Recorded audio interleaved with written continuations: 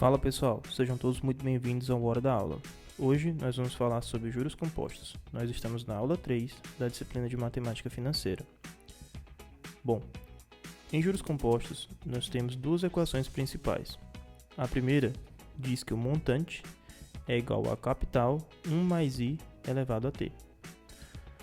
Bom, de cara a gente já tem uma característica que é marcante dos juros compostos, né? Significa que os juros compostos eles vai ter esse comportamento exponencial, tá? Simplesmente porque você tem esse 1 mais i elevado a t. Esse ponto é importante porque algumas questões exploram essa característica aí dos juros compostos. Ainda na equação, a gente tem o c, que seria o capital, o i, que é a taxa, e t, que seria o tempo. Bom, e os juros? Como é que a gente faz?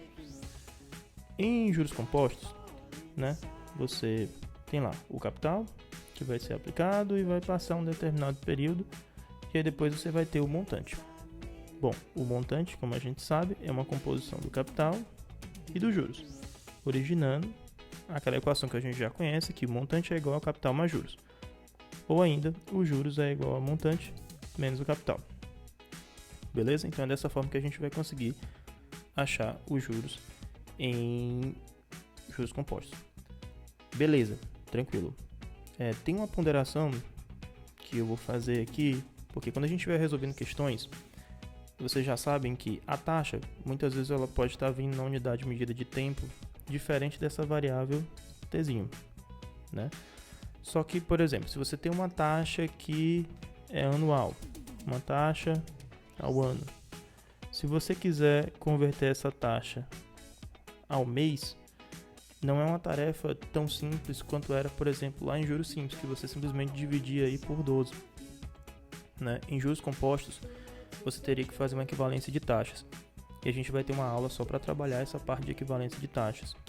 Então, toda vez que eu tiver uma taxa, por exemplo, vamos dar um exemplo aqui, ao ano, e o meu tempo vier em meses, por exemplo, 24 meses, então nas questões eu vou converter de mês para ano, tá? Então, vamos supor que a minha taxa aqui veio ao ano e o tempo foi dado em meses. Então, o que eu vou fazer? Eu vou só transformar esse tempo de 24 meses, que equivalem a 2 anos. Beleza? E aí eu tenho tanto a taxa quanto o tempo na mesma unidade de medida de tempo. Não precisa se preocupar, nas questões isso vai ficar bem claro. Então, vamos nessa, pessoal.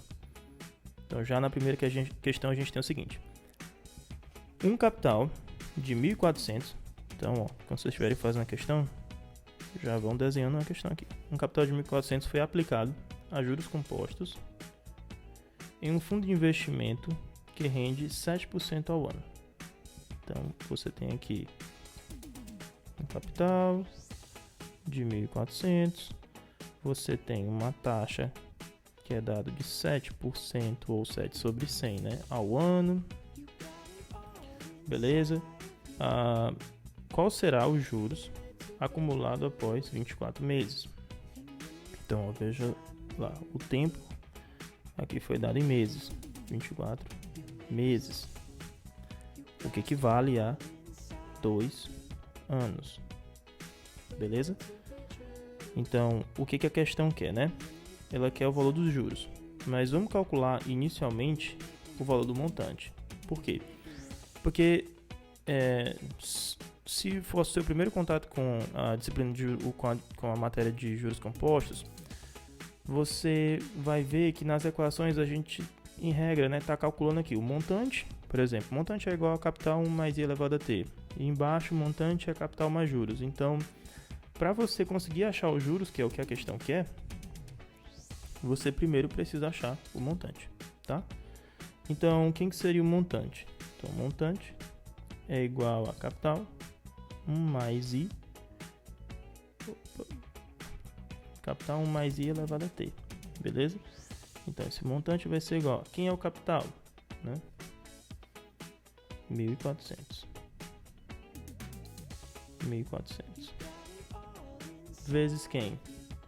1 mais. Quem é a taxa? Né? A taxa é 7% ou Ou você escreve 7 sobre 100 ou você escreve 0,07. Elevado ao quê? Elevado ao tempo.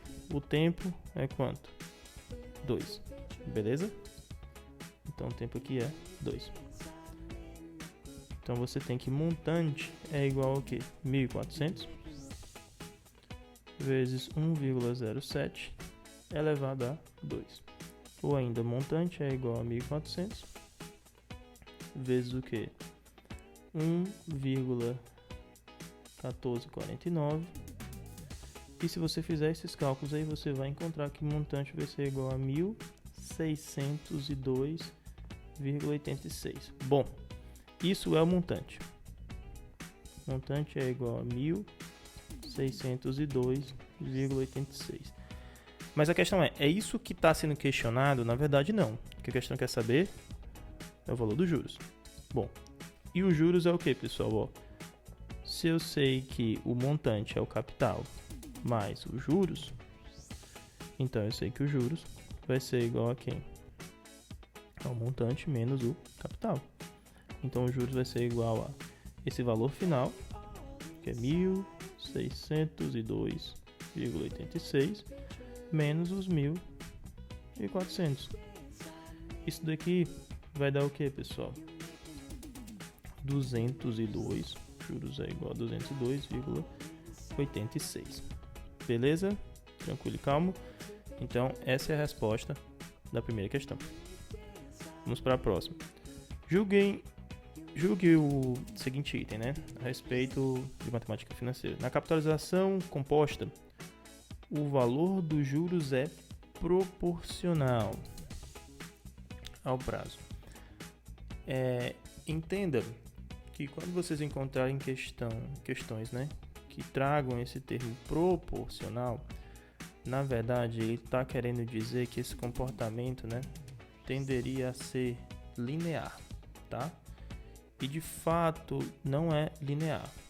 Por quê? Porque a gente viu que em juros compostos, né, você vai ter um comportamento exponencial e não proporcional ou não linear. Então essa resposta aqui seria errado. Beleza? Próxima.